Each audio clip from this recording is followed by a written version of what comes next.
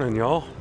It's a good day today, beautiful out, but it's a good day because my motorcycle is fixed at the dealership. It's ready for pickup. So they gave me a rundown on what the issue was.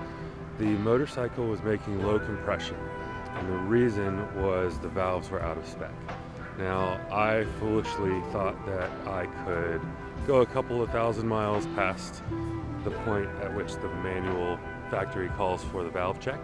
They call for it at 6,000 miles. I was still on my trip and I didn't want to open up the engine in the middle of wherever I was and check that. So I figured it'd be all right and probably just make it home just fine. That's not how it went down, as you know.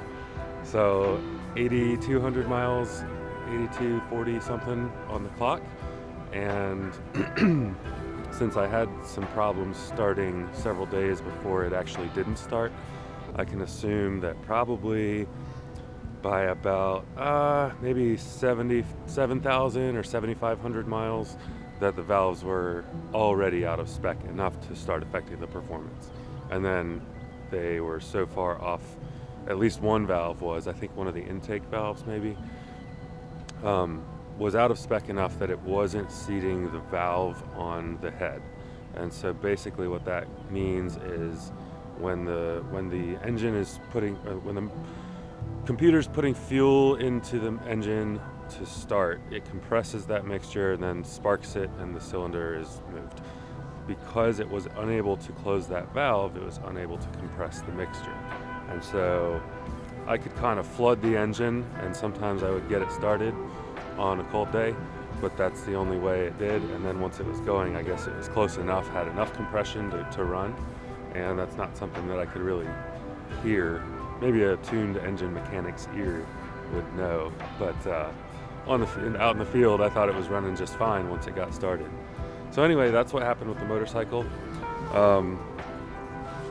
Thankfully, they said there was no damage was done to the motor. They put the valves back into spec, and it starts and runs fine now. I also had them do a little bit of maintenance for me. They put a new lithium battery in, which I had provided, a new spark plug. I'm gonna go get my bike. It's down in Newport News at the dealer, at the Indian dealer. I've got Skippy's trailer back here. Gonna hitch it up to my little car. Not your typical towing vehicle, but it does the job for me.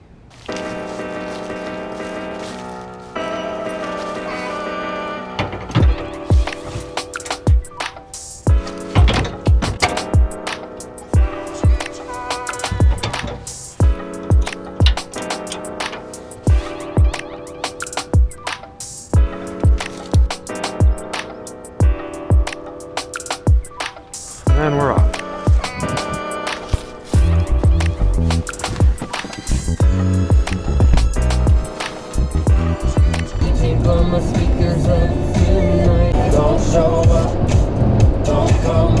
I want my moto back.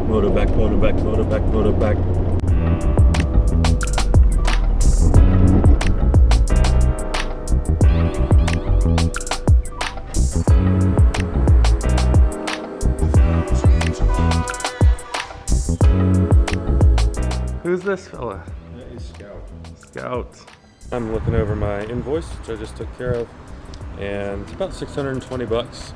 So that included the valve service adjustment, check and adjustment, the shims needed. They also did an oil change, oil filter change. They used my oil, but they provided the filter, all the O-rings, the brush washers, things like that. Oh, they made a note here that while they were cleaning the chain, an O-ring fell out. They checked all links, did not find any with missing O-ring.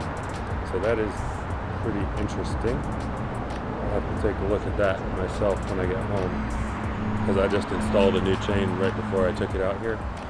So I'm curious where that came from. And then I'll get it all loaded up and head home with a working motorcycle again. There's the beauty. The battery fit in all right and everything? Really? Because of the battery size or the terminal shapes or something? We had to put a couple of spacers on the terminals. Okay. Down to get it to fit because there's like those weird tabs. Yeah, I noticed that. Well, thank you. But it all fits in there and starts. Yeah, I heard it start up a minute ago. We did that. Oh, there was a note on my invoice about there was an O-ring that popped out when you guys cleaned the chain. Yeah. I had just replaced the chain, and the first master link I used was the wrong type, and I messed up some O-rings, so I put another one correctly in there. My guess is that I left a spare O-ring. Was that it was probably stuck somewhere in the Yeah, bag, just in the frame or something, or the swing arm. Getting the brush up in there, Yeah, because you knocked looked, it loose. You looked Okay. and you couldn't find. I didn't see any links missing an O-ring, and Cool. that O-ring that fell out wasn't broken. It was Okay, still so yeah, completely that intact. should be fine. I'll double check it when I get home, but I'm sure it'll be all right. And I've got some extra O-rings if it's missing an O-ring and it didn't break, it's a master link, and I have extra ones of those I can pop on there. I was So gonna say I can at least confirm that the chain didn't break my back while I was riding the bike. cool. That's always nice, not to have whiplash. Well, you guys, I really appreciate the work that you've done and getting me back on the road and trails. Thank you very much. Happy we could get everything figured out for you. Thanks. You need help getting in on the trailer? I'll let you know if I end up on the ground, and then I'll take your help.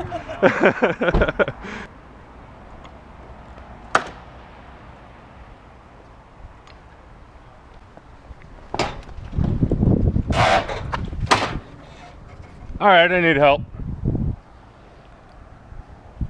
See what I did? Yep. I'm just holding her because I don't want to move it. I got the front brake on. Like, how do I do this without throwing my back? There, thank you. I apologize. I should have just taken the help from the beginning like a grown-up. No, it's fine. I trust people, but Yeah, ready to help. I'm a dum-dum. All right, that should be good. I got the bike. Thank y'all. Oh, I remember what I did. Went to that part. That works well. That's it.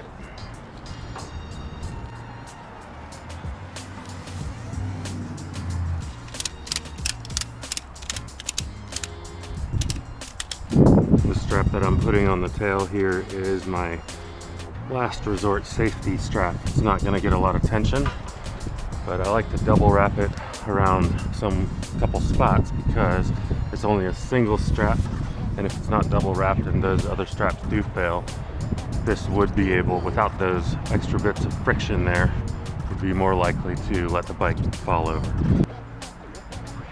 I am excited to have my bike back.